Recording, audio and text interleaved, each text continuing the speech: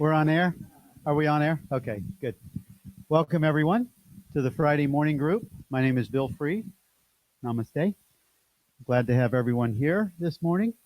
And we are in the Northeast, so we're kind of cold outside this morning.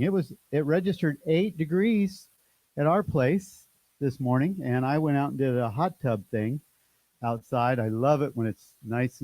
It's like that freezing cold outside, and I can be in that hot tub, so I can. I love that contrast.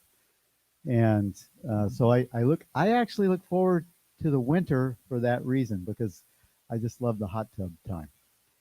And I just got back from California and had a great time with my daughter, Autumn, and my oldest daughter and her 2 oldest daughters. And we were at Swami Beach, where the Yogananda donated that beautiful point piece of property in Encinitas, California. He donated it to the town, and it's called it's the surfers actually named it Swami Beach, and it's a beautiful part of California that I love to go.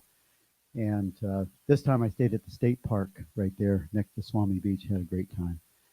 And Lisa was missing in action last week. She went to see the Rockettes in New York City, and she got to see those girls that raise their legs up to here. Just eye high. Okay. Welcome to the Friday morning group, everyone. We're happy that you're here joining us, and live streamers, welcome to our Friday morning group. There's been, I noticed there's just about 400 more of you signed up, registered to be live streaming with us this week than last week. And so welcome all you new guys that are new to the live streaming. It's probably because Lisa posted those 2 awesome blogs last week and invited you over here to be with us. And what we do here every Friday morning, 10:30 to 12 Eastern, is we have A Course in Miracles gathering, and most of the time it's a talk, and then we have some question answer if there's time, meditation. Sometimes we have music, but it's always a fun time to gather with others that are interested in A Course in Miracles and the non-dual teaching of the Course, and other variations. We'll have other ideas that come off of that, but we mostly focus on A Course in Miracles. And this morning I'm going to do the reading. I'm not going to do the Cafe Gratitude because I just didn't sync with what the message was there, but I did love today's workbook lesson in A Course in Miracles. It's today's lesson, and it's 349. And I love this lesson because it speaks of the thing that I am the most passionate about, which is awareness. It talks about Christ's vision. Today I let Christ's vision look upon all things for me and judge them not, but give each one a miracle of love instead. And so Christ's vision is really just awareness. Christ's vision is just looking on everything with no judgment. No, it suspends judgment completely, and that's the same thing as awareness. And that is the presence. That's the same thing that we all have in common. We all have Christ's vision as a common denominator. All living things have the experience of Christ's vision, and most people just don't know they have it. They don't know that that's always running in the background. So I just love the way the Course points us to the truth with the use of Christ's vision. And there's a prayer here. I'm just going to read the first line of the prayer. It says, "So would I liberate all things I see and give to them the freedom that I seek." So as we look on all things with Christ's vision, as we look on all things with the awareness, just the presence of what we are, with no label, no past reference of what it is. We just look on all things. We are looking on it with Christ's vision, and we're liberating all things that we see and all things that we seek. So just contemplate that for a minute, if you would, and just think about how you might use Christ's vision everywhere you go, even during the holidays. You're going into stores or somebody. If you're like me, you have this momentary like distraction or drifting into judgment about things, or why are they doing that, or why is he doing that, or just a lot of judgment comes up, and you can suspend the judgment just by momentarily being just in the present now of Christ's vision.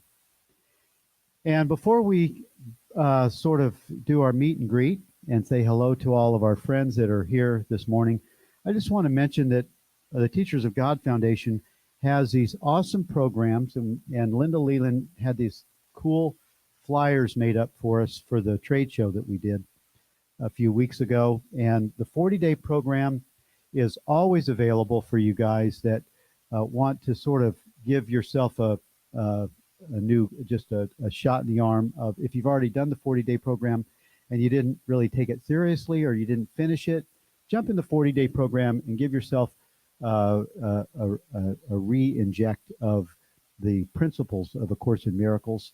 And I know that it will. I'm reading emails from people that are saying, "Wow, I took the 40-day program, I didn't take it," and that's why I said that. She said, "I didn't take it serious the first time, but I went all in the second time. And oh my God, thank you, Lisa." It was a letter that got sent to the house, and I read it over the weekend, and it's just beautiful. But we also have ACIM 365, Living in Purpose, and True Prosperity.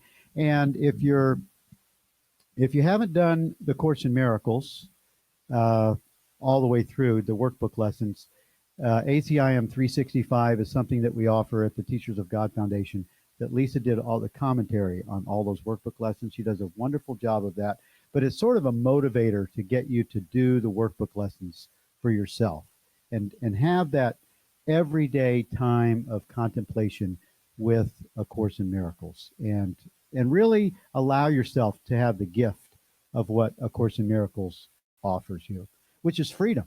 It's liberation in the truth of what you are, and it's also enlightenment. And enlightenment is nothing more than the recognition of what you always are. You always will be, and you never will not be. Even when this body is gone, you still will be what you are right now. And that's very liberating, especially if you think about the idea that heaven is a decision that you can have right now, in this moment, and your body doesn't have to die to have the full experience of that. And that's the truth. And that's what the Course in Miracles points to, and we're happy to share that with you this morning. Oh, one more thing. I was just told that, remember that Vicky Poppy has a party, a Christmas party, this Sunday, December 17th at 3 o'clock. And it includes food, and there'll probably be 80 people there, and it'll just be a great celebration, Christmas celebration. And it's a lot of fun. And so I'll be down there. Lisa will be down there if you guys have a chance to meet us there. And if you're not sure where it is, I don't really want you, yeah, just send us an email and we'll give you the address, so we don't telecast the address to the whole internet.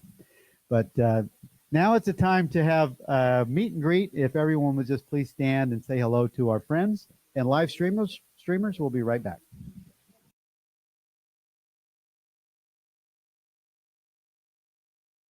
What's the title? The Happiness Delusion. The Happiness Delusion. Okay. So without further ado, I just want everyone to please give a warm welcome to Lisa Natoli. Yay. Thank you, babe. Good morning. I'm Lisa Natoli. How's my sound? Okay. Okay, well, it's Christmas, and it's really a time where we remember the purpose of Christmas, and that is to let the Christ in you be born. So today I wanted to talk about what I'm calling the happiness delusion, and I want to invite people to share also. I'm going to read a few things from A Course in Miracles. The happiness delusion is any idea that happiness is coming later. That's the delusion. And it's also a delusion if you think happiness is coming from something outside of you. That's another happiness delusion. And the final happiness delusion is that happiness is fleeting. So I'm not going to call on anybody. Don't worry. Maybe Al. I might call on, no, just kidding. I won't call on you, Al. But I'm glad you're here. I would like just a show of hands. Who, just be honest, who really is not experiencing genuine happiness in their life right now? Only 1, 2, 3, 4, 5. Your hands are kind of going up. Who is experiencing genuine happiness in their life today? Oh, that's awesome. Yay. Okay. Excellent. Hand up. Yeah, nice. Like that. That's because this stuff works. This stuff works. Yeah, it does. And I started thinking about this idea this weekend. Somebody was sharing to me about she's doing A Course in Miracles and she has moments of peace, but it's fleeting. And she was telling me this great story that she has been having some difficulties with a health insurance agent, I guess. And she hurt herself and she's had to go to the hospital for a couple of surgeries. And the insurance person has been giving her difficulties with paying for some of the bills.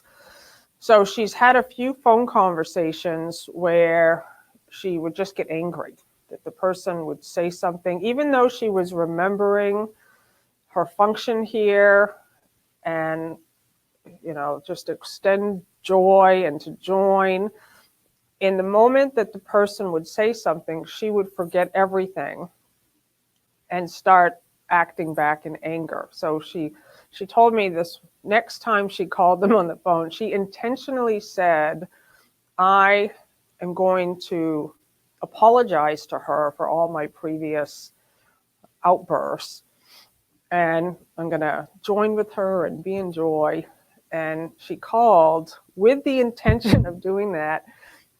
And the lady said something else. And my friend went right back in it again. And she never got out of it. She said she hung up the phone and she couldn't believe it. She said, I intentionally was going to remember I'm the light of the world, and so was she. And she was saying to me that often she just can't find that place of peace. And I was saying, well, where is it? She goes, I don't know. I said, seriously? Where's peace? And she said, I don't know. I can't find it. And I love the sincerity of that. Seriously. I prefer it when people sincerely say, I'm not happy, I can't find peace, because then you can work with that. But when someone starts doing the spiritual concept thing and pretending like you're in peace when you're not, those blocks are still hidden. So it's better if you're just honest. If you can just honestly say, I really am sad and upset and I'm angry and I'm holding grievances, because then the ego's not hiding anymore. Now you can work with the thought, and that's all that A Course in Miracles is. It's a way to train your mind in a systematic way to a different perception of everyone and everything. And so the happiness delusion. So the delusion that I'll be happy when I have more money, I'll be happy when my health improves, I'll be happy when someone else changes, I'll be happy when it's not 8 degrees outside. Something, and it always suggests a future, right? So we're being reminded that happiness is what you are. You are happiness. Happiness isn't something that you do. Happiness is something that you are. It's a light. And what we're told is that your grievances hide the light of the world in you. So you don't have to do anything to get happiness, but you do have to be willing to look at the blocks that are blocking the light. So what Jesus says in A Course in Miracles is release the inner light, period. Release the inner light. And he means it. Like, you have to start acknowledging the light that is within and begin to let it flow. And the way I have found the fastest way to release the inner light is not to go do good work, not service stuff, not because ego can get in there. Ego's like, oh, I'm going to go be the light of the world. I'm going to go help people who are suffering. Well, if you think there's people suffering, you're still looking through the ego's eyes. So the mind training brings you really back home. It's like, all right, I'm going to forget the external world, and I'm going to commit to train my mind to begin to notice what I'm noticing, like Bill talks about, to become aware of your thoughts, your feelings, your reactions, your emotions, your just the way you're showing up in life. And what happens is Jesus in A Course in Miracles. Is there anybody here? You're new. Are you new here? You've been here? What's your name? Lisa? Nice to see you. Do you know what that means? Oath to God. Yes. And do you know A Course in Miracles? Do you know A Course in Miracles?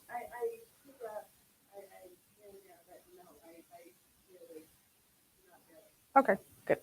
So it's a book. It's a message of transformation, and it has 31 chapters, a workbook, which you make a commitment to do one lesson a day. Takes a year to complete it. A lot of people started on January 1st. There's a new version of A Course in Miracles that just came out in 2017. It looks like this. Some people call it the purple book. It's my all-time favorite version. It's based on the handwritten notes of Helen Schucman. And I just yesterday saw, and I'm so glad I saw this, because this is put out by an organization called the Circle of Atonement. And the Foundation for Inner Peace, which is this one, and we still use them both. This is the blue book. The publishers, the Foundation for Inner Peace, have worked tirelessly for 50 years and have put this in the hands of over 2 million people. So I love you, Foundation for Inner Peace. We support them financially. I will support them in every way I possibly can to help them, whatever's needed.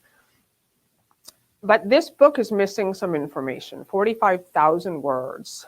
And the Circle of Atonement spent the last 10 years going through Helen's handwritten notes to give us the entire full message. And I didn't want to pick up this book for a long time because of my loyalty to the Foundation for Inner Peace. I'm super loyal to products. Like, I'm super loyal to Nike sneakers. I don't ever wear other sneakers other than Nikes because they've motivated me with their signs when I've run marathons. And I'm like, Nikes, you guys will always get my money.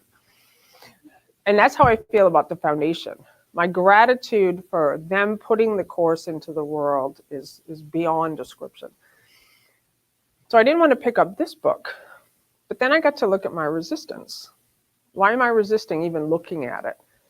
And when I looked at it, I realized it's got a lot of personal instruction from Jesus to us, his miracle workers.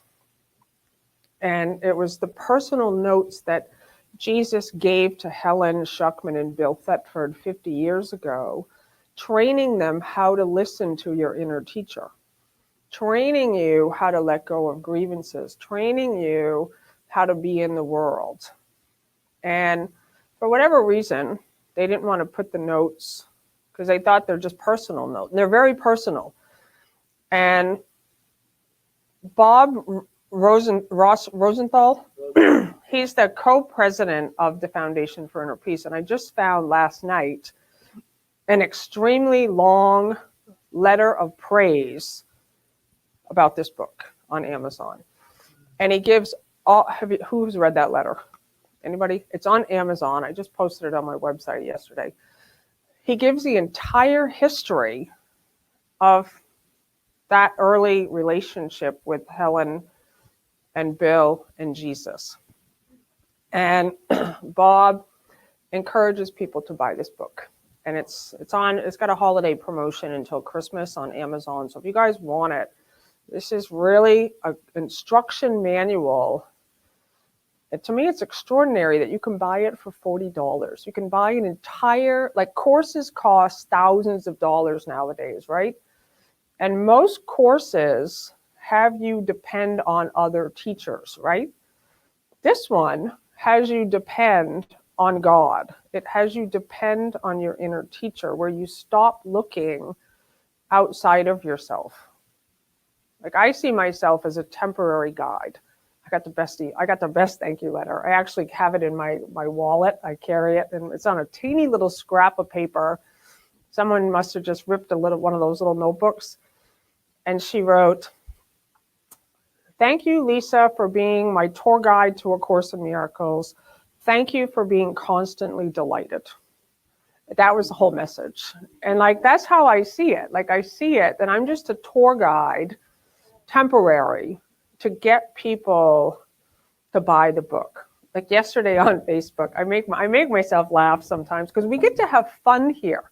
That's what I want to talk about this morning, is that your function is happiness. Your function is to be happy. And yesterday, I just found that Bob Rosenthal at review, and I just sent it out to everyone. And so many people have told me they buy A Course in Miracles because of me, because of my enthusiasm. And that makes me so happy, not because I'm selling it, but because I know what's going to happen to people when they start training their mind to find their grievances, to find their upsets. So I decided on Facebook to change. There's like that little area where you can put what you do for work. So I put Director of Publicity and Promotion for JC Central. Because it's fun for me. It literally does not feel like work for me to go and get the hands of A Course in Miracles into the world. It is playtime to me. And to me, that is what we are being called to do, is to find what it is that is your happiness and your joy. Like last weekend, I was in New York, and I met with a group of some guys from Living in Purpose. It was so amazing to hear their stories of how their life has been transformed. And one of them was expressing that she was sexually abused as a child, and she's only recently having the memories of what happened to her. And, excuse me, she was saying that, I don't know what I was saying, but I was saying whatever you do should bring you joy.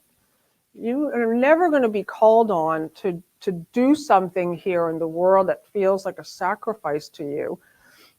And she starts crying. She said, oh my God, I can't believe you just said that. And she said, she thought because she was sexually abused as a child, that her function was to start an organization to stop sexual predators. Something, and it makes her miserable.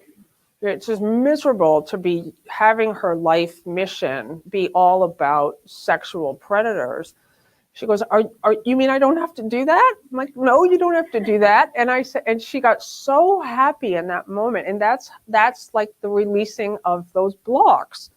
Like we have all these blocks in place of what we think we're supposed to do.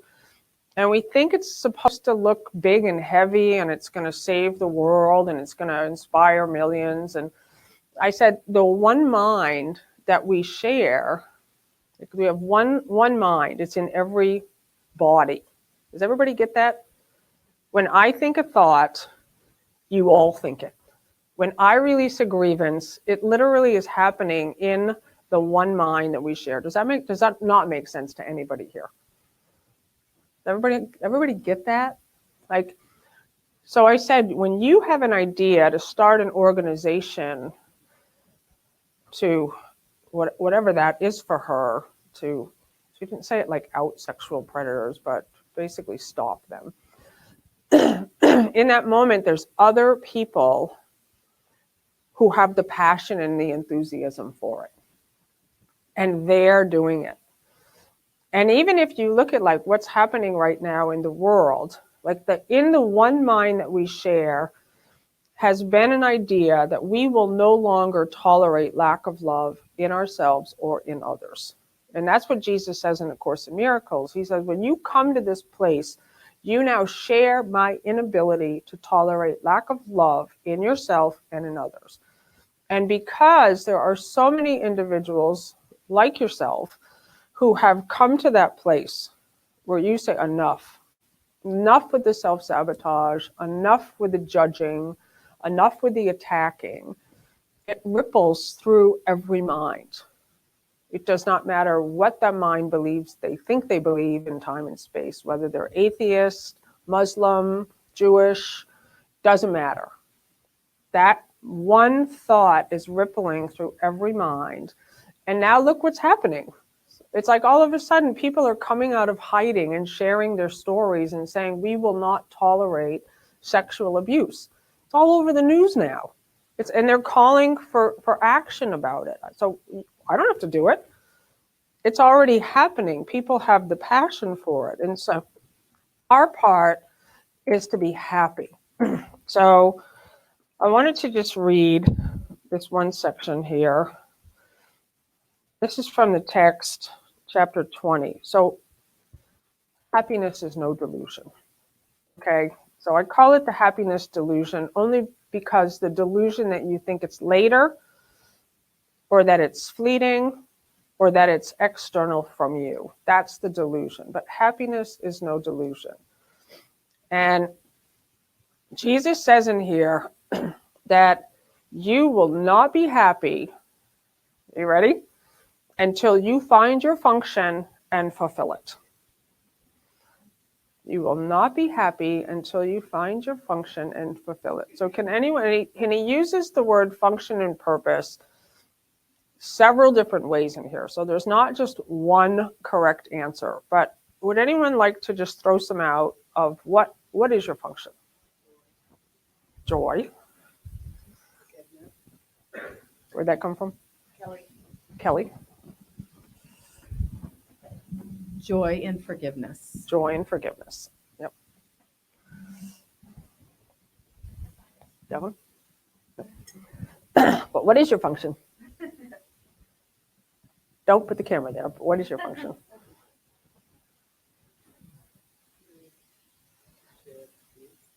Yes, that's it. Sharing peace. That's your function. That's it. And that's what we're asked to do. Jesus says to extend peace. So that's where we're acknowledging the light that we are, and we're letting it flow. We're not holding it in. And so you will not be happy until you find your function and fulfill it. And what I love about A Course in Miracles, it is a call for miracle workers. It is a call for individuals who are ready to dedicate their life to love. That's all it means. It's that you're ready to find all the blocks and the obstacles in your thinking and to let them go. And you do that for everyone. So you don't have to do anything. You don't ever have to go teach like me. Why do I teach? It's fun for me. I like it. So that's why I do it, right? And all of you are going to find your special abilities. And it's the things that bring you joy. That's your special ability. whatever it is. And as you do it, and the blocks that you put in place to protect yourself. Like we all buried certain, it's not that you buried, how do I say it? You all came in as perfect, whole beings of light. That's how we all showed up here as children, as when you're born here. And the second you land here in this world, there's a thought system that you're taught, that your body, the very, very, very, very first thing that is said when you arrive, what is it? What was the first thing that was recognized and noticed when you came out of your mother? It's a girl. Boom, separation. Boom, you're a body. In instant, the very, very, very first thing. They're looking for a body part, and they find the body part, and they declare you're a body. And everybody's excited. And then you're judged for your perfection. Yes, exactly. body. Oh, there's not an O, she only has one arm. Are they too big? Are they too little? Exactly. Do they have all their parts? Yep. Yeah. Yep. So it's built in. It's literally. Is that true though? Because would we actually locate ourselves in a body if we didn't think we're separate first? Would we actually show up here if we didn't first have an idea of separation? Well, that's where. Yes, I mean that is true. We're not going there today. But it's true. It's like we had a belief in separation, and that's what landed us here. So it's not that you landed in a world that was outside of you that declared you were separate. The world you entered into was your world that said you're a girl. So that gets a little trippy, and it really is just the belief in separation. And so the course is so interesting to me because it's like a paradox, really, because on the one hand, it says that you are here because of a belief in separation. But it also says you've been sent by God, that you have been sent by God into a world that teaches nothing but death and despair. And into this dark place, God sends his teachers.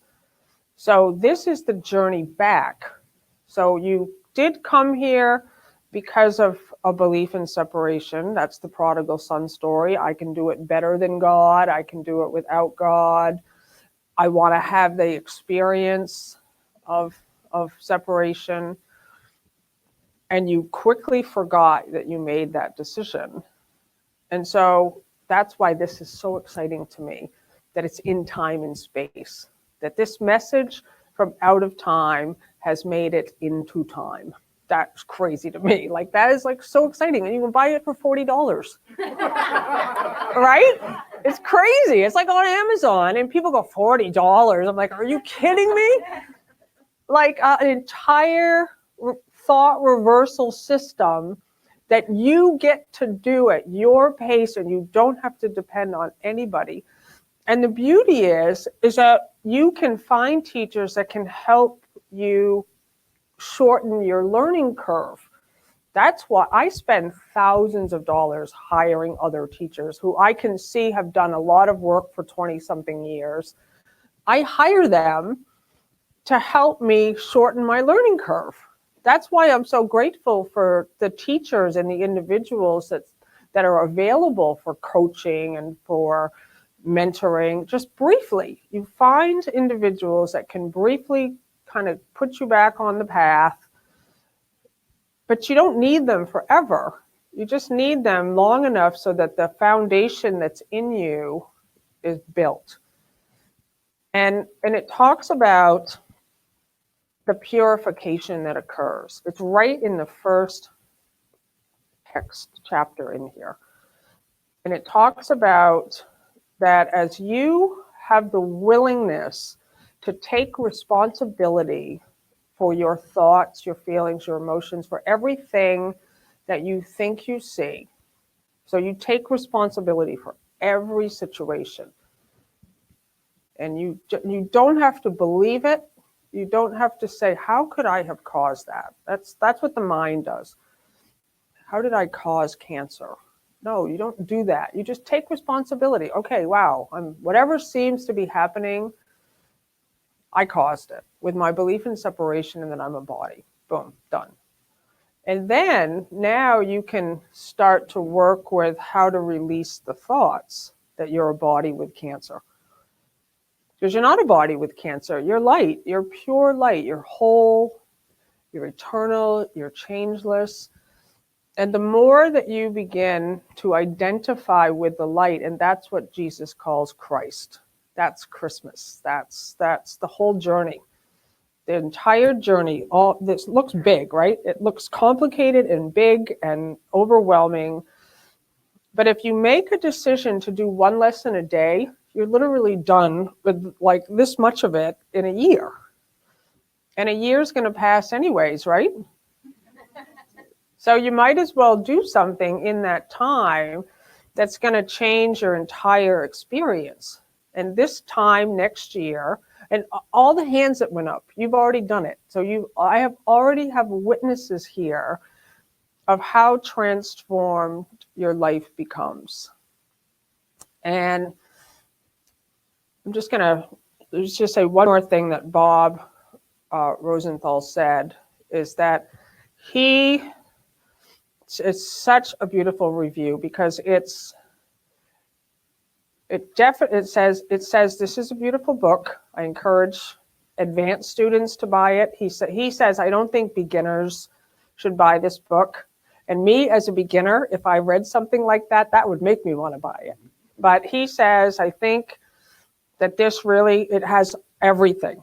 He acknowledges, in the 1990s, back up, when this came out in manuscript form, Helen Schuckman and Bill Thetford gave it to Edgar Cayce, and with the promise it would never be shown to anyone.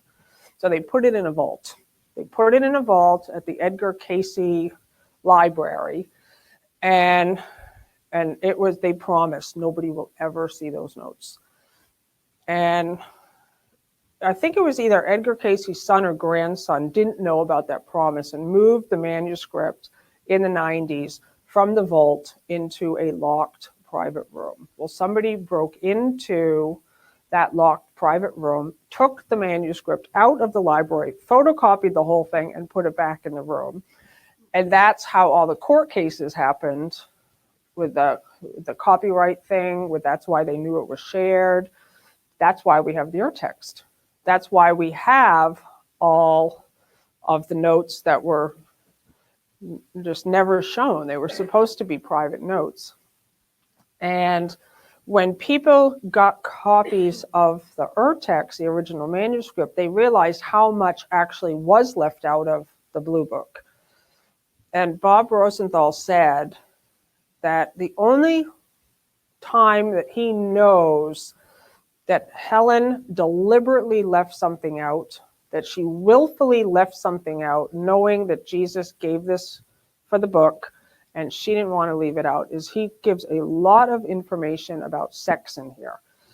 And she changed sex to physical, and she left the whole instruction about sex out of here completely. But they changed sex to physical. And she said to Bill Thetford, this is not going to be a sex book. So, and Bob Rosenthal said that in his review. No fear in that. Yeah, totally. And so now we can rejoice that it's like, oh my God, how did this land? And we live in a place of freedom where you get to do it. It's not banned. It's available. And to me, that's why I teach, seriously, because of my gratitude for other teachers who gave me the enthusiasm to do it, to look at it, to just say, I'm all in. And so it is a purification. It is a place where we're journeying back from living as if the outside world determines how we feel and how we think, to starting to not use the body's eyes. I'm so grateful, Bill, that you opened with that lesson this morning, that prayer, that I will use Christ's vision today. So the part I'm going to read from, Jesus says that you have healed eyes, forgiving eyes, happy eyes. So I just want to ask, when you guys go out and about in your day, how many of you actually are aware of your eyes? You are. And can I keep my mic on when people talk? Yeah. Okay. Who wants to share what happens to your eyes and your interactions when you're with, your hand went up first. Okay. What I'm with anybody? When you're interacting with someone, what are you thinking and what's happening with your eyes? Well, I know that, like Thich Nhat Hanh said, that was really directed to me in terms of your presence is the best gift you can give anybody. Mm-hmm. And I think to demonstrate where you are through your eyes is how you project your presence. Yep. And so what I mean by that is my eyes are going to show where my thoughts are.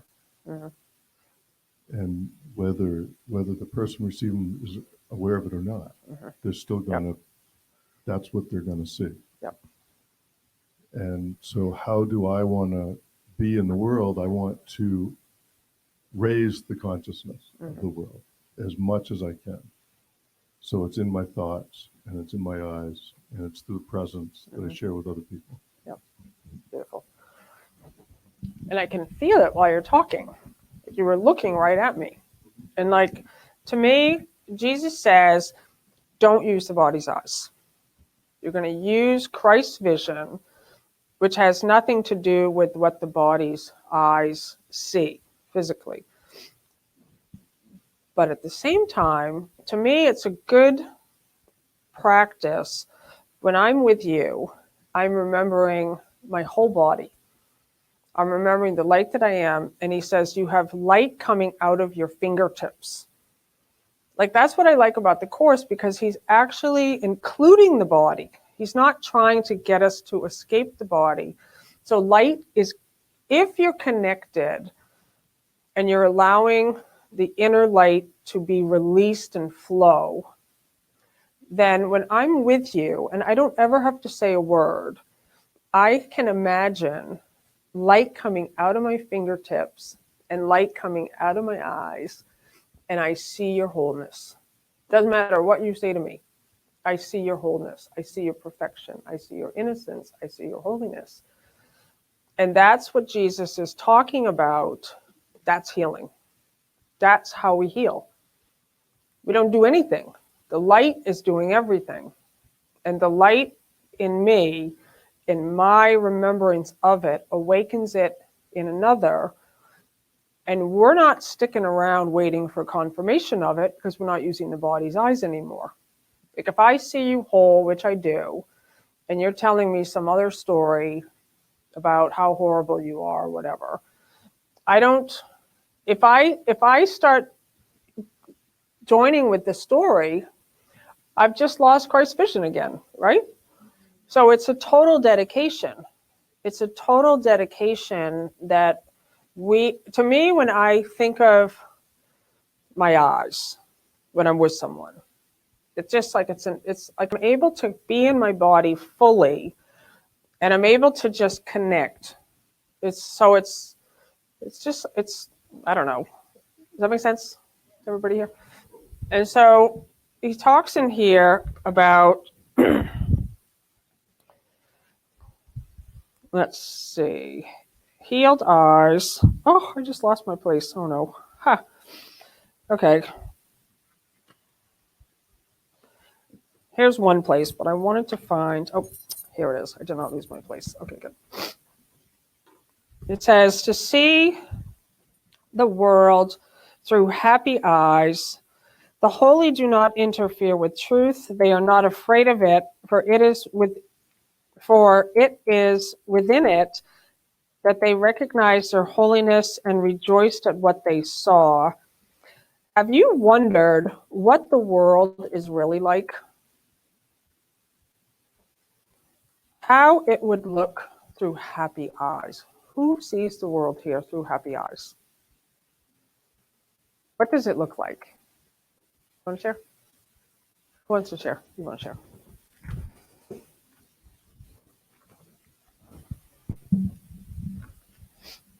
It's a dream. Mm-hmm. And it's just a constant kaleidoscope of color, images, bodies, things. It's a great big play. It's a great big playground.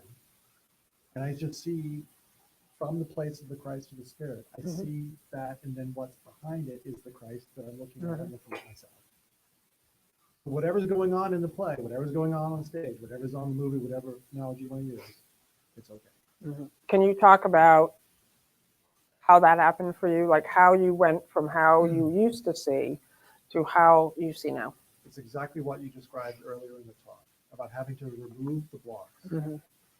Christ is within, that presence, that awareness, as Bill calls it, is inside all the time, was always there, no exceptions in any person, place, or thing. The key is to just get rid of the blocks so I can experience it directly.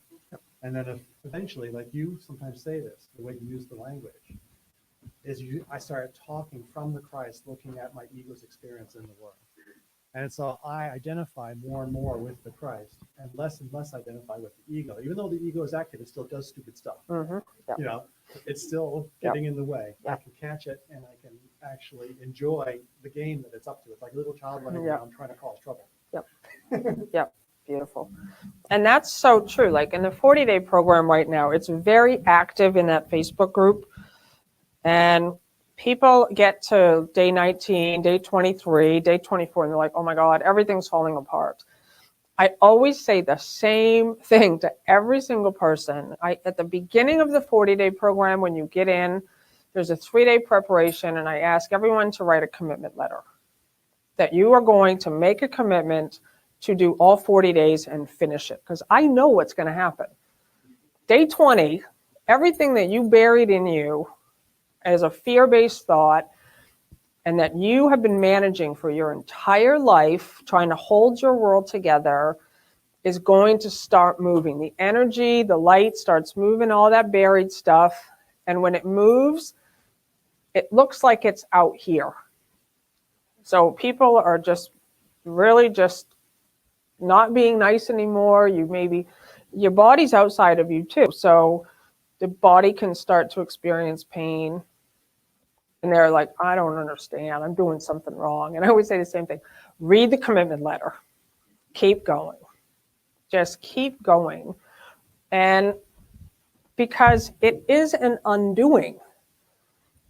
And it says here, let's see if I can find, here it is. This is so good. He says, because Jesus knows us. He literally is meeting you where you think you are in your life, and he is going to lead you back in, back home, back to where you never left, your home in heaven. But at first, you're a victim, you're a prisoner, you're weak, you're powerless, you're separate. He says, prisoners bound with heavy chains for years, starved and emaciated, weak and exhausted, and with eyes so long cast down in darkness, they remember not the light, do not leap up in joy the instant they are made free. It takes a while for them to understand what freedom is. You groped but feebly in the dust and found each other's hand uncertain whether to let it go or take hold on life so long forgotten.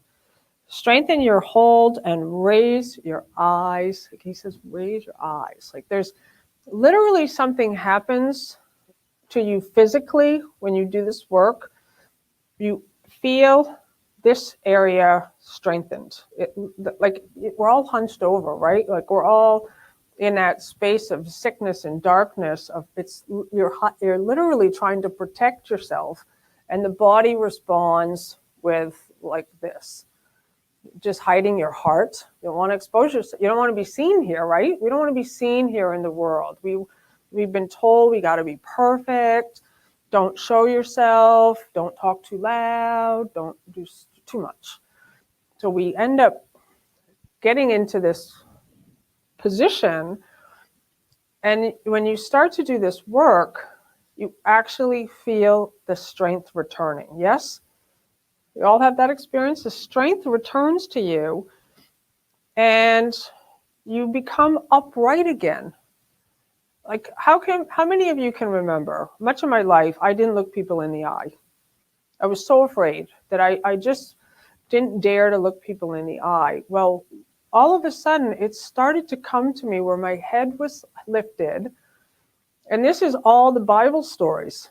You know, Jesus, when he fed the multitudes 2,000 years ago, 5,000 people with a couple of pieces of fish and some bread, took the little that he had, and I love the story. You take what's on hand, and what did he do? He looked up.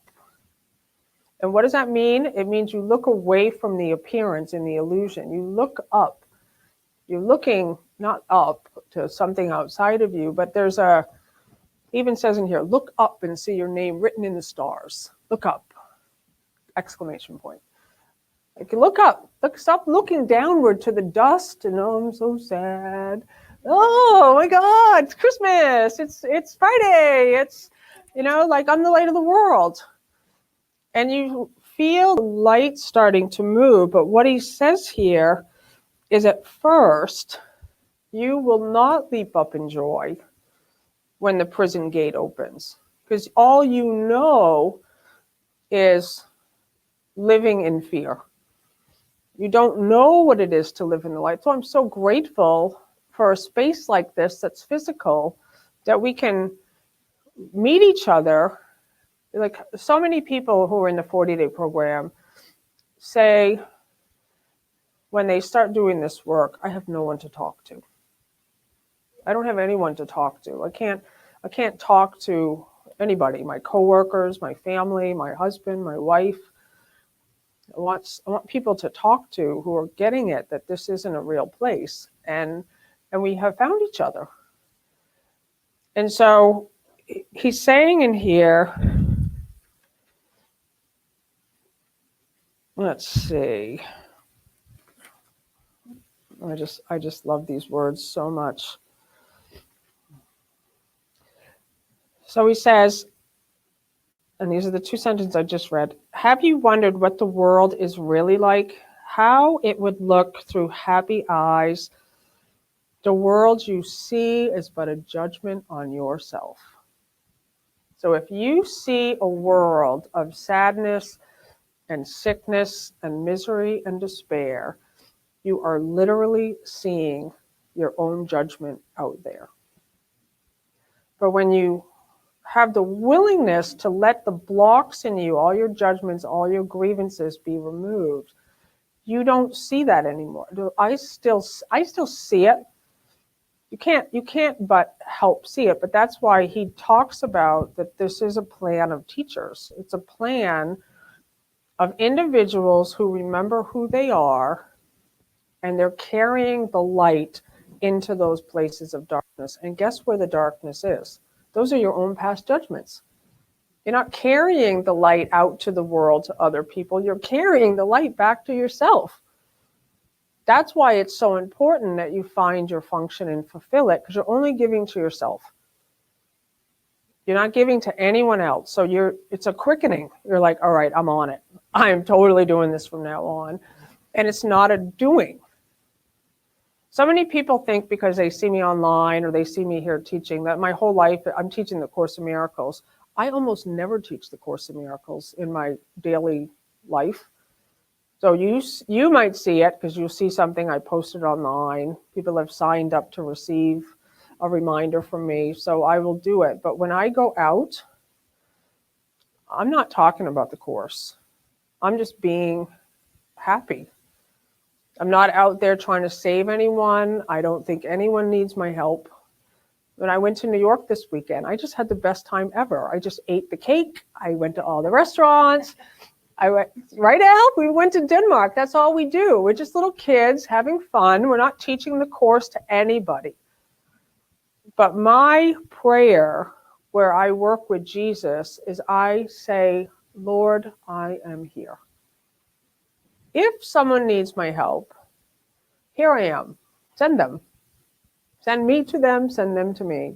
And I will be available to extend your peace and your love and your joy to wherever I am.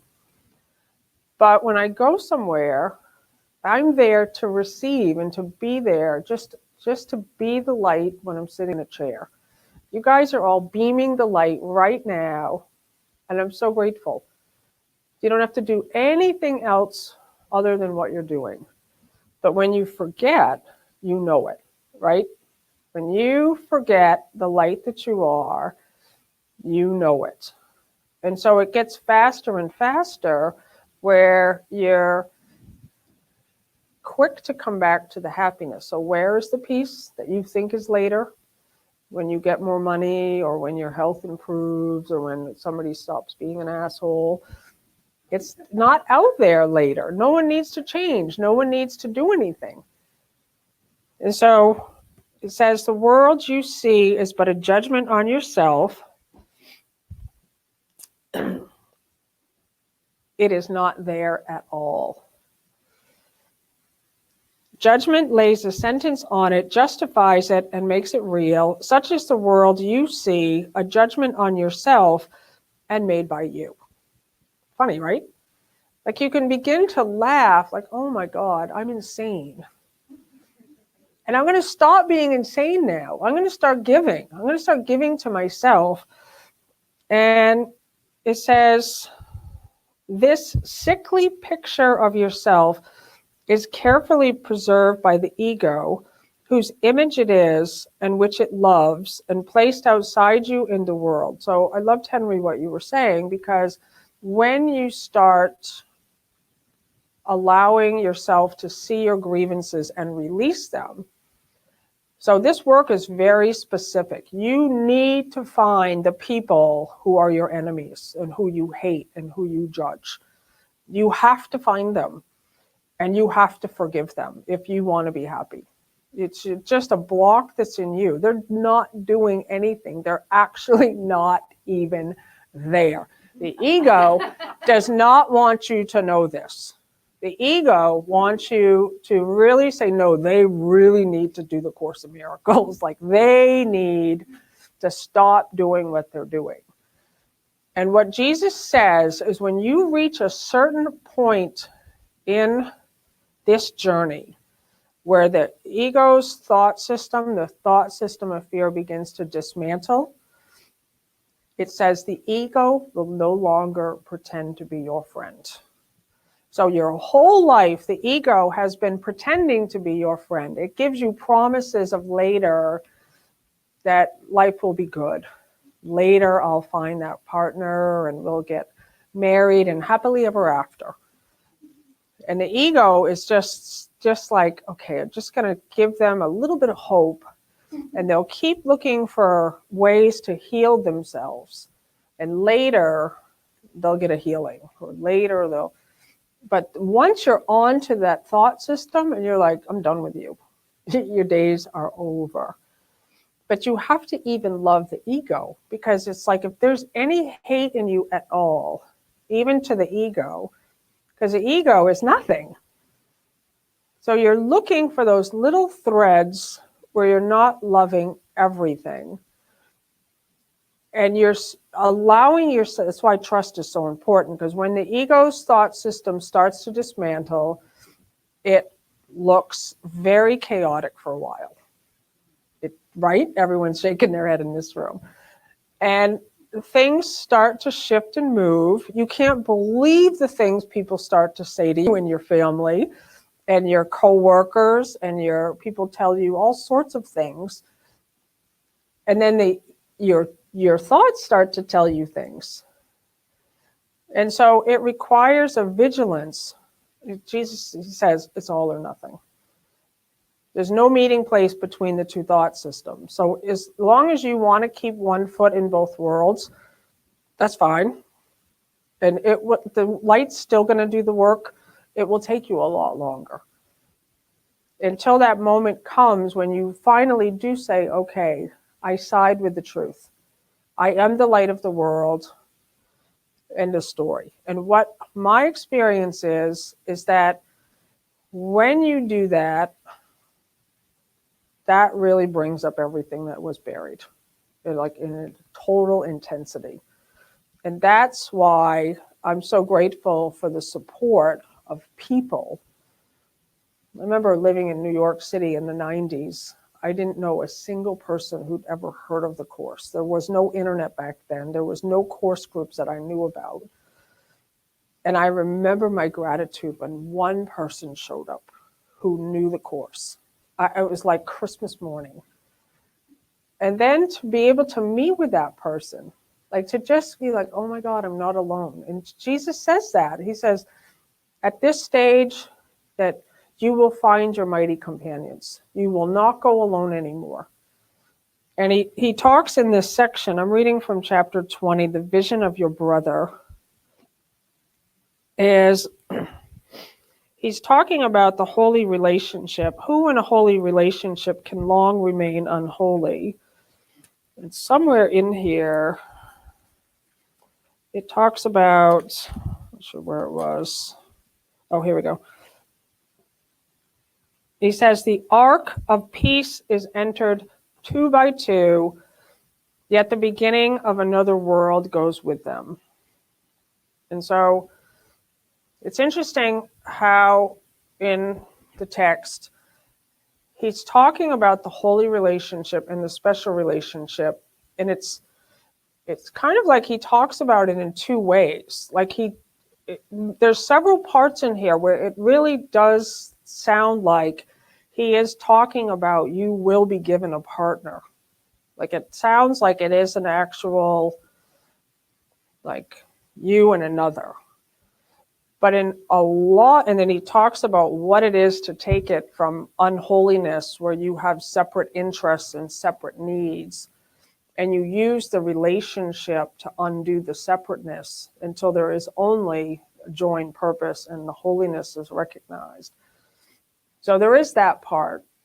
But the other part that I hear when I read it so often is when I hear the ark of peace is entered 2 by 2, yet the beginning of another world goes with them. That means every person I meet. So the ark is entered 2 by 2. So we're going to enter, when I meet you, I never have to say one word to you, but we're going to enter the ark of peace together. Because or if I even think of you, if I have a thought of you and I'm just home by myself and there you are, the ark of peace is entered 2 by 2. And we go together because I say so. That's how holiness is established. If one person in a relationship with 2 has decided that this relationship is holy, guess what it is? And it doesn't matter if you tell me you hate me to the end of time. This relationship is holy because I have acknowledged the holiness of it. It doesn't matter what anyone else does. We're going home. And like that's, so now total power has been given to you because you are not waiting for someone else to acknowledge with you the holiness of the relationship. What Jesus says in here, when you're with another person, the saner of the 2 of you has the responsibility for the relationship. So if you're in a situation, all you have to do is start to train your mind to recognize if you're being sane in that relationship or not. Right? It's like this fun way where you get to really be present. You get to really be present in every moment. And then it says, each holy relationship must enter here to learn its special function in the Holy Spirit's plan now that it shares his purpose. And as this purpose is fulfilled, a new world rises in which sin can enter not, and where the Son of God can enter without fear, and where he rests a while to forget imprisonment and to remember freedom. How can he enter to rest and to remember without you? So if you're with, you guys are all laughing, it makes me laugh, because we're remembering, right? We're remembering the truth. But if we got two people together and we're both being insane together, it's going nowhere, right? Like, it's like you're telling me some horrible story and I'm, oh, that's terrible. And who's remembering the truth in this situation? It's there. It's totally there, but nobody's remembering it. And so it starts with me. It starts with you. It starts that you make a decision. He uses that so many times in here. Make a decision. Make a decision for heaven. Make a decision for peace. Make a decision for your holiness. It's already there. But you're just allowing yourself to remember.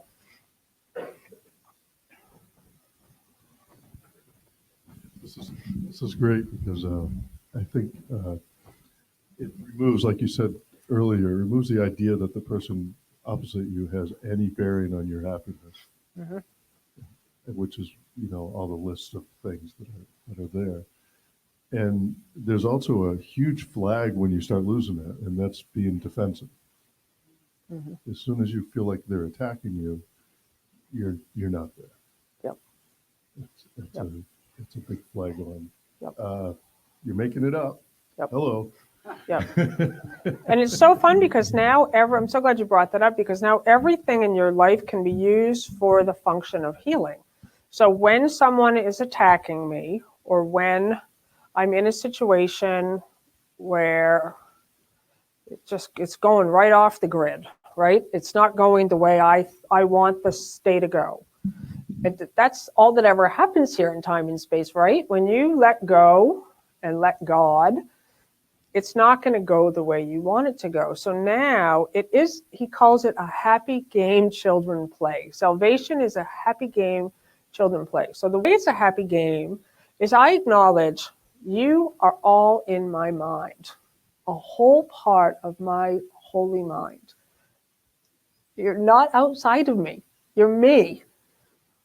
And now when something happens that's just kind of off the grid, and one of you just comes to me and says, you're so stupid and you're the worst teacher ever and you need to stop teaching. And people tell me that. I'm always just like, if there's a curiosity, like, okay.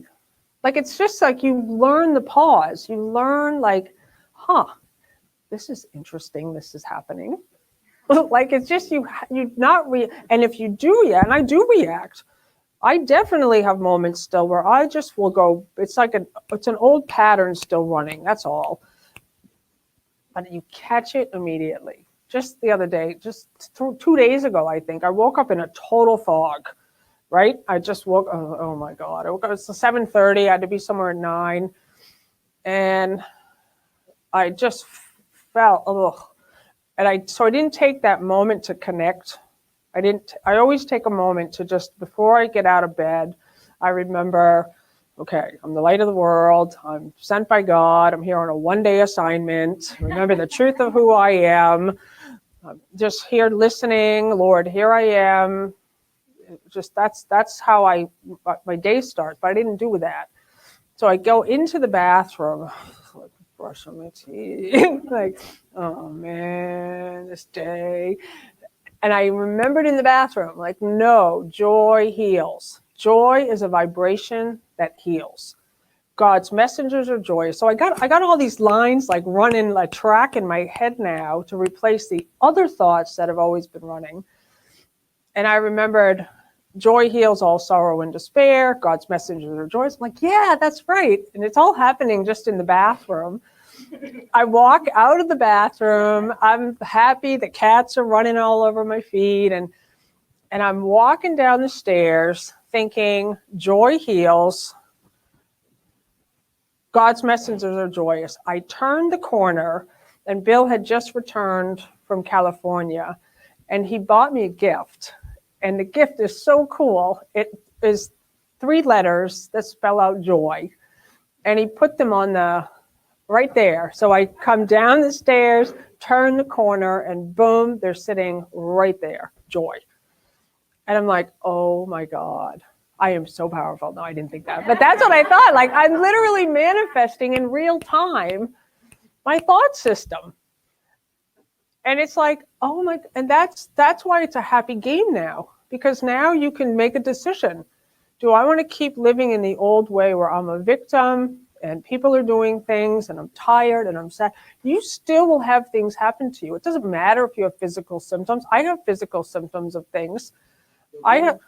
The room wants to know what page you're reading from. Oh, I'm in the new book on sale on Amazon for $39.95. I am on page 644. I've been skipping around actually in this whole chapter. It's chapter 20, entering the ark. So I'm just going to end on this note. It says, nothing can hurt you unless you give it the power to do so. And I'm just really grateful for that we have found each other. That for your dedication and your commitment. I know all of you here. And it is a joy to be with you, to be able to express these ideas in an open way. And really that each of us really find out what is the thing that makes us happy. That's really how you should be spending your day, in peace and in joy and listening. Like, you will be taken to places that you can never imagine when you allow yourself to just identify with that light. So it looks like we're at the end of our time. Yes. Where'd the microphone go? Is it okay if we still run a little bit? I'll just roll it down. So fast, I just want to say, Lisa, one of the things that you bring, it's a word I don't hear you use, that just I appreciate so much, and that's courage. You bring the courage to stand. I understand why those people say to you, there's no one else I could talk to about this. There's no one else who's in the conversation with me. Because so much of the conversation can look like a DSM diagnosis, that, you should be getting some insurance to help you through this. Mm-hmm. So I just want to appreciate that. I just want to take a stand for that and the way you take a stand. Thank you. Because I think that's one of the big ways that you join, and Bill too, that you join. That this is a partnership. Mm-hmm. Yep. Until we're on the completion of the atonement, this is a partnership, and courage is a muscle that you bring to it. So thank you. Thank you, Arlene. And I'm glad you said that, because to me, like, the biggest thing I've learned over the years is to be yourself and to be authentic. And that would be in this moment. So I put my life on hold for the longest time because I was a past perfectionist. It has to be perfect. I can't teach, or I can't do anything. I can't show up unless I've prepared how I'm going to be in advance so people like me. And when you let that go, when you really just said, look at kids. Kids don't plan to go out there and let it be messy. They're out there. They're getting their hands in the paint and their feet in the mud, and who was I with? Oh, was it you? Yeah, it was you yesterday when I had brownie. What was I eating? I was eating chocolate or something. So anyways, and I could feel like it was going all over, and Linda's like, you got chocolate? I'm like, here. Like, who cares, right? You just start to really be, and that's when people really connect with you. It's not when you're trying to be spiritual and when you're actually being yourself. And if you don't know what you're doing, say it. I don't ever know what I'm doing. And that's where I get happy. That's where my freedom lies. It's because then somebody else can help me. I'll say, I don't know where this is, or I don't know where. And somebody else can say, oh, I'll take that, or I'll do that, or it's just the freedom now. And so I want us to just remember, we'll join, if you can all just rise. It's Christmas. It is the season where we allow the Christ in us to be born. And what Jesus said is that he came to the place where he identified completely with the Christ. My hands are really cold. Freezing cold hands. Linda? No, I didn't get to talk. Oh, well, you can talk. Gorgeous Linda. Would you like to do the prayer? Do you want to say something? We'll give you, where's the mic? It's right in the chair right there. Okay. Come here. Over here. What? Yes. I There we so go. much- Ask for every what time- you want. Can I say? Yeah, it's so hard to have, like you have a wish, you want something and you can't have it because the meeting's ended and it's over. So I had so many things I wanted to say when you said you saw me and you said, I see the light in you, and then you walked away or you sat down and that was the end of it. I was like, wait a minute, we don't have more conversation. So my dad died 3 weeks Yep. ago, 21 days, and you said 20 days, and that's hard. So this is hard for me that I couldn't get up. I don't know what to say. So, and then you have the ability to remember everything. So what you're gonna say. So maybe it doesn't matter. And then I had to remember it doesn't matter. Exactly. It doesn't matter Yep. that I don't say anything. Yep. So. And look, you're here. That's the thing. It's like we judge ourselves for how we think it's going to look. And so your father passed, and I saw that. Yep. Fine with me. My father And passed. Not only that, 4 days ago, my neighbor passed, and you said two by two. And my father passed in the hospital, and my neighbor passed outside, in the cold. And I felt guilty about that. That's a lot of guilt. You can just have. So, and then when I went over, I didn't go the first day. I went the second day and talked to them, and it was okay. The daughter's husband said, "It's okay. They're okay." That's all you want to hear. It's okay. exactly. And now they're in a better place, Mhm. and I can. The other thing is nobody. I can communicate more now. Mhm. He can watch me all the time. Yep.